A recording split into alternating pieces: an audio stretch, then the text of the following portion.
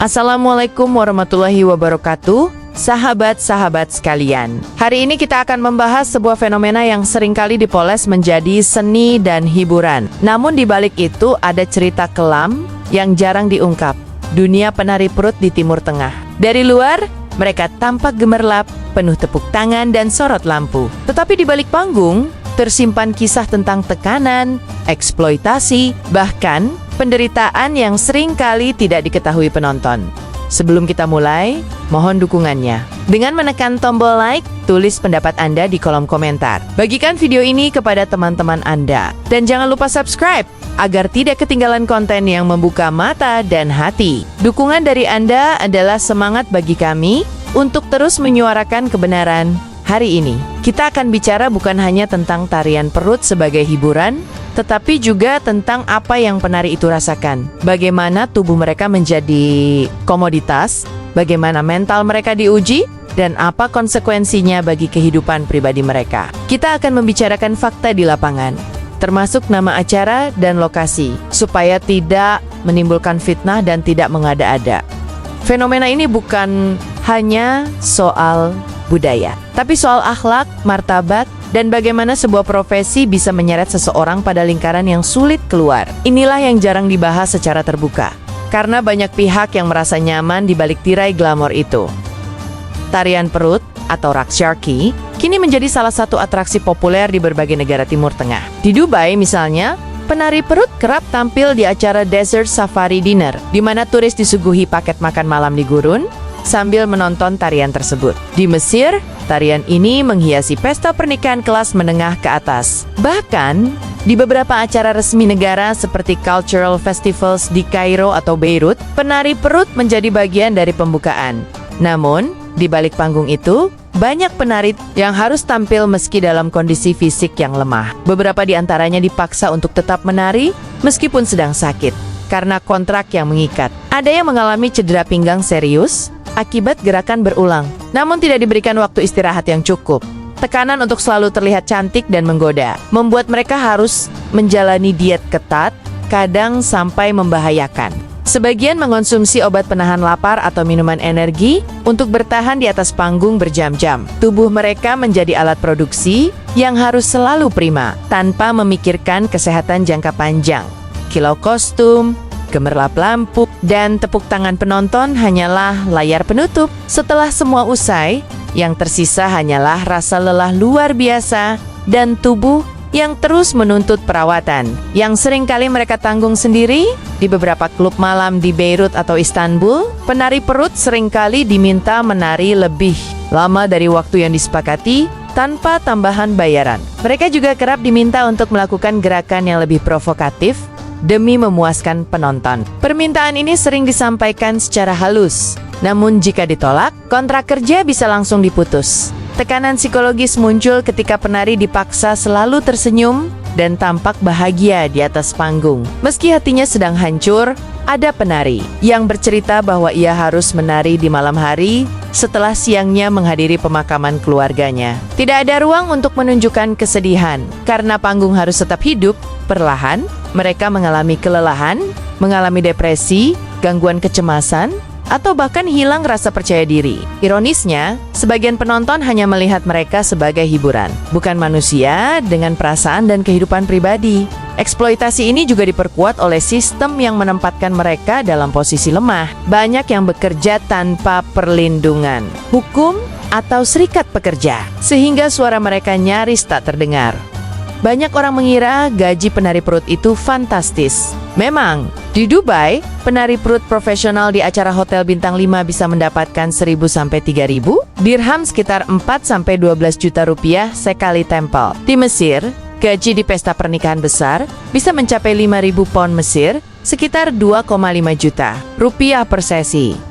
Namun, pendapatan besar itu tidak datang setiap hari. Banyak penari yang hanya tampil beberapa kali dalam sebulan. Sebagian penghasilannya habis untuk kostum yang mahal. Satu set kostum bisa mencapai 500 sampai 1.500 US dollar. Dan biaya makeup profesional Ada pula pemotongan gaji oleh manajemen atau agen yang mengatur penampilan mereka. Beberapa bahkan harus membayar uang pelicin untuk mendapatkan panggung di acara besar. Uang yang tersisa seringkali jauh dari ekspektasi, apalagi jika dibandingkan dengan risiko fisik dan mental yang mereka hadapi. Inilah sisi gelap yang jarang dibicarakan. Penghasilan mereka sering tidak sebanding dengan harga yang harus dibayar. Bukan hanya dalam bentuk uang, tetapi juga harga diri dan kesehatan. Di beberapa negara, khususnya di kawasan Timur Tengah, yang memiliki industri hiburan malam besar, seperti di Beirut, Sharm el-Sheikh, atau Hurghada, penari perut terkadang mengalami pemaksaan secara langsung. Ada manajer atau penyelenggara acara yang mengancam akan memotong bayaran atau membatalkan kontrak jika penari menolak tampil. Pemaksaan ini tidak hanya terjadi pada acara komersial, tapi juga pada pesta pribadi kalangan elit. Penari bisa saja sudah kelelahan setelah tampil 2 atau 3 kali, namun diminta tampil lagi untuk tamu istimewa yang baru datang. Seringkali, mereka tidak punya pilihan selain menuruti perintah. Lebih parah lagi, beberapa penari melaporkan bahwa mereka diminta untuk menari di lingkungan yang tidak aman, dengan penonton yang mabuk atau terlalu agresif. Risiko pelecehan fisik menjadi tinggi, namun perlindungan hampir tidak ada. Inilah salah satu bentuk eksploitasi yang jarang diketahui publik. Di balik senyum dan gemulai gerakan, ada tekanan yang membuat mereka tidak punya kuasa atas tubuh mereka sendiri. Kekerasan fisik terhadap penari perut tidak selalu terlihat jelas di video atau foto yang beredar. Ada yang mengalami tarikan tangan secara kasar oleh penonton yang ingin berfoto, atau bahkan cubitan dan sentuhan yang tidak pantas di tengah tarian. Kejadian-kejadian seperti ini sering dianggap bagian dari risiko pekerjaan. Oleh pihak manajemen, penari diharapkan untuk tetap tersenyum dan melanjutkan pertunjukan, seolah tidak terjadi apa-apa. Ada kasus di sebuah klub di Kairo pada 2019, di mana seorang penari perut mengalami memar di lengan karena penonton menariknya dengan kasar. Tidak ada tindak lanjut hukum karena penyelenggara menetap nutupi insiden demi menjaga reputasi acara. Kekerasan seperti ini merusak bukan hanya fisik, tetapi juga harga diri dan rasa aman mereka. Rasa trauma itu terkadang membuat mereka sulit kembali ke panggung dengan perasaan nyaman. Menjadi penari perut di negara yang masih memegang tradisi kuat seringkali berarti harus hidup dengan stigma. Di beberapa wilayah Mesir, Lebanon, atau bahkan Turki, penari perut dianggap memiliki moral rendah. Meskipun mereka hanya menjalani pekerjaan untuk mencari nafkah, banyak penari yang memilih menyembunyikan profesinya dari keluarga atau tetangga. Mereka khawatir akan diusir, diputuskan hubungan, atau dikucilkan. Bahkan, ada yang harus berbohong dengan mengatakan bahwa mereka bekerja di restoran atau hotel sebagai pelayan, bukan penari. Tekanan sosial ini menyebabkan banyak penari menjalani kehidupan ganda. Di panggung mereka adalah bintang, tapi di luar panggung mereka hidup dalam bayang-bayang penilaian negatif masyarakat. Dampaknya sangat besar pada kesehatan mental. Mereka merasa selalu diawasi, dinilai, dan tidak pernah benar-benar bebas menjadi diri sendiri. Banyak penari perut yang mengaku sulit mempertahankan hubungan pribadi atau rumah tangga. Jadwal kerja yang padat di malam hari membuat mereka jarang bertemu keluarga. Bagi yang sudah menikah, pekerjaan ini sering memicu konflik dengan pasangan. Ada yang bercerai karena pasangannya tidak tahan dengan gosip atau cemburu melihat pasangan mereka menari di depan banyak orang. Bahkan, beberapa penari memilih untuk tidak menikah karena merasa profesi mereka tidak akan pernah diterima di lingkaran keluarga calon pasangan. Kehidupan pribadi mereka seringkali terjebak dalam lingkaran sepi. Setelah sorotan lampu mati, yang tersisa hanyalah kesendirian dan rasa lelah. Ini adalah harga sosial yang tidak terlihat, tapi sangat berat untuk dibayar. Bahkan lebih berat daripada tekanan fisik di panggung. Tidak semua penampilan penari perut terjadi di klub malam atau pesta pribadi. Ada juga yang diundang tampil di acara resmi negara seperti International Tourism Festival di Kairo atau Dubai Shopping Festival. Di acara seperti ini, gaji penari bisa lebih tinggi, berkisar antara 5.000 sampai 10.000 dirham, sekitar 20 sampai 40 juta rupiah untuk satu sesi. Namun, meskipun bayarannya besar, tekanan untuk tampil sempurna jauh lebih tinggi. Mereka harus menjalani latihan intensif, memakai kostum mewah dan mengikuti arahan koreografer ketat. Kesempatan tampil di acara resmi negara sering dianggap prestise, namun tetap ada sisi kelamnya. Beberapa penari mengaku harus bersaing tidak sehat. Bahkan ada yang membayar uang koneksi agar bisa mendapatkan panggung. Jadi, meskipun ini adalah puncak karier bagi sebagian penari, realitanya tetap saja ada intrik, tekanan, dan permainan. Di belakang layar, menari perut secara profesional memerlukan stamina luar biasa. Satu sesi penampilan bisa berlangsung 20-30 menit dengan gerakan pinggul dan perut yang konstan. Ini adalah beban besar bagi otot pinggang, lutut, dan punggung. Banyak penari mengalami masalah tulang belakang, radang sendi, atau cedera otot. Namun, mereka tetap harus tampil karena tidak ada bayaran jika tidak naik panggung.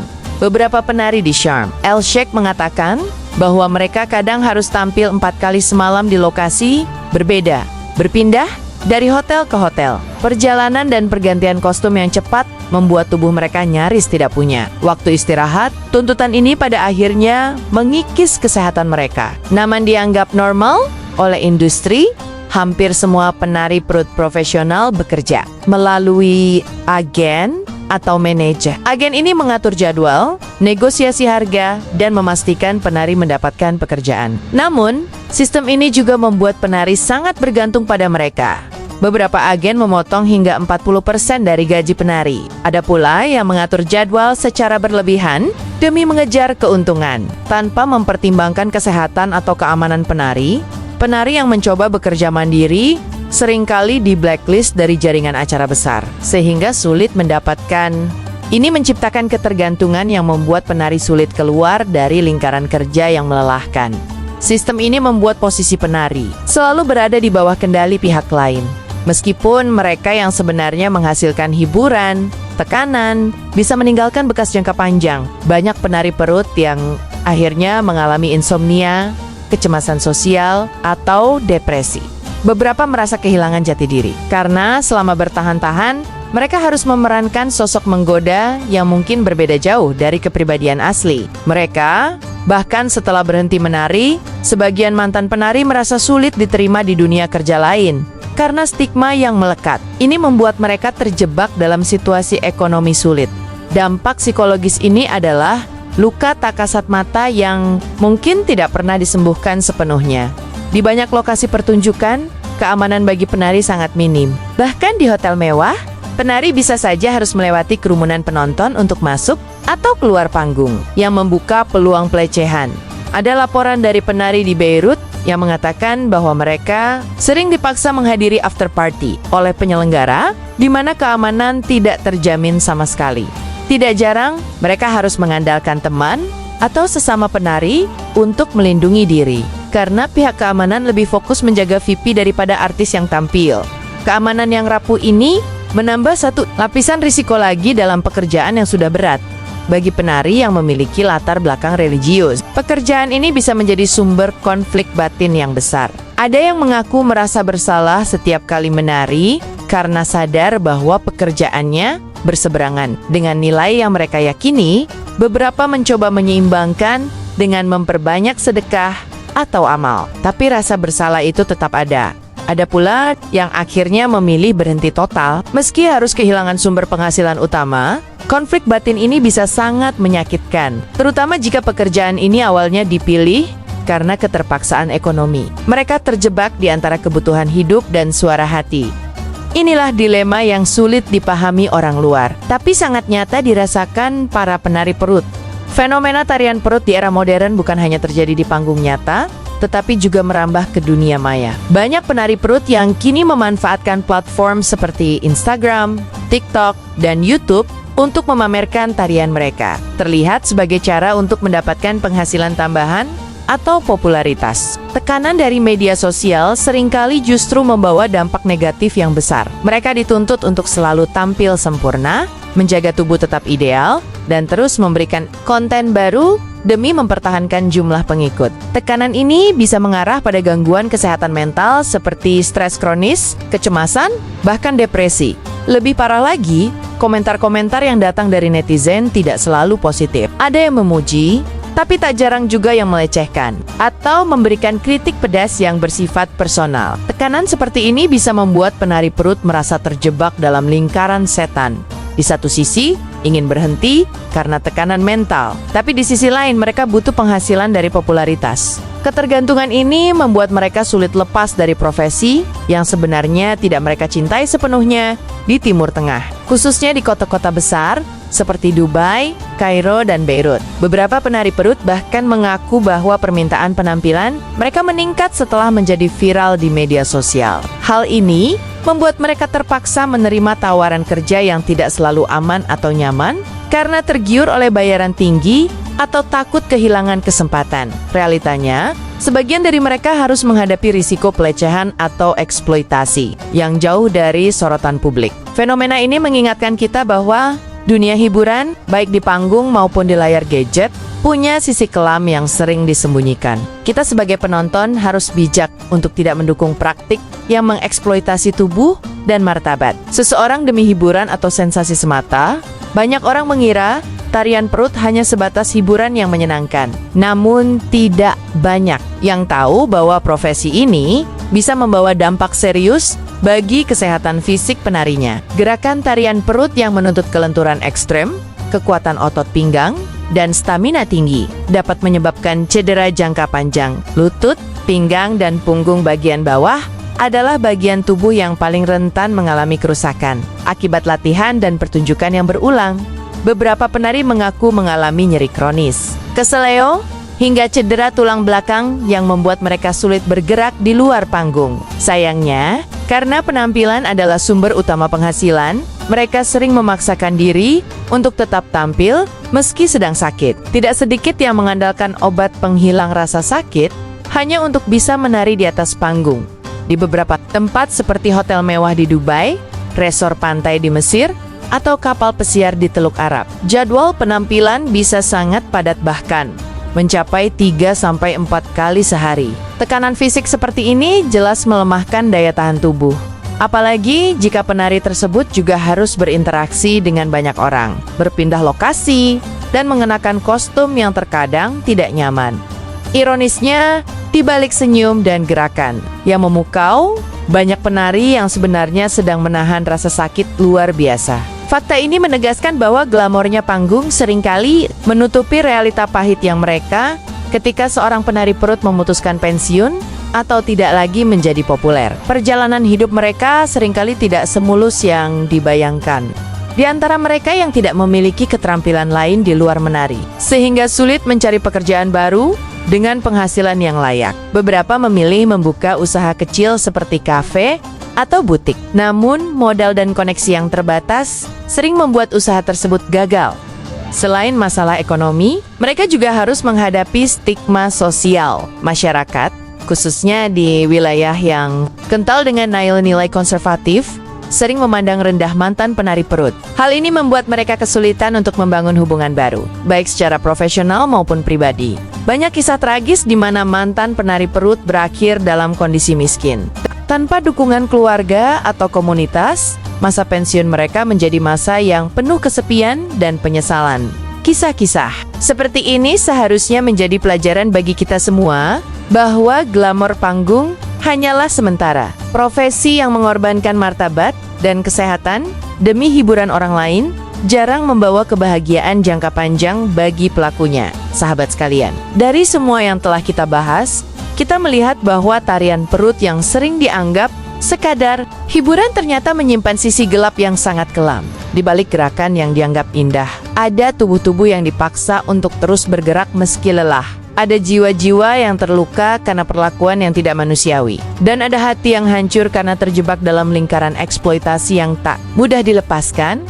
Tidak sedikit dari para penari ini yang menanggung trauma psikologis seumur hidup. Mereka harus berhadapan dengan komentar merendahkan, tatapan penuh nafsu, bahkan pelecehan fisik. Semua ini terjadi demi mempertahankan pekerjaan yang kadang hanya dibayar dengan jumlah yang tidak sebanding dengan pengorbanan yang mereka keluarkan. Kita sebagai umat Islam harus melihat fenomena ini bukan dengan sekadar rasa penasaran atau hiburan, tetapi dengan keprihatinan. Rasulullah telah mengajarkan bahwa kehormatan seorang wanita adalah sesuatu yang harus dijaga, bukan dieksploitasi demi keuntungan materi. Sahabat, semoga tayangan ini menjadi pengingat bagi kita semua bahwa dunia hiburan tidak selalu seperti yang kita lihat dari luar. Mari kita doakan para wanita yang terjebak dalam industri ini agar mendapatkan jalan keluar yang diridhoi Allah. Serta semoga para pelaku eksploitasi diberi hidayah untuk berhenti dari perbuatan yang merugikan orang lain. Jika Anda merasa konten ini bermanfaat, silakan like, tinggalkan komentar yang membangun, bagikan kepada orang lain, dan subscribe channel ini agar kita bisa terus membahas fenomena dunia, Islam dan realitas sosial dengan sudut pandang yang jujur dan berdasarkan fakta. Wassalamualaikum warahmatullahi wabarakatuh.